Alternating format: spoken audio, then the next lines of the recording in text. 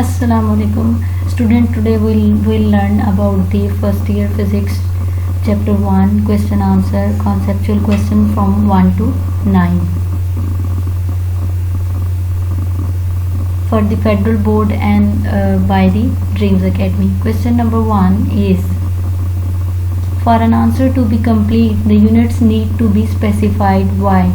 So as we know that unit is the important part of any measurement, so we should need to specify the unit in order to understand the physical quantity completely. Without mentioning the unit, a measurement is completely non-understandable.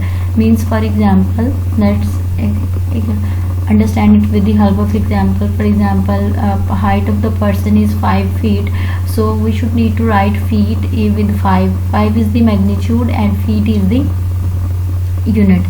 Otherwise we will not be able to understand the height of the person is in feet or the height of something else is in inches.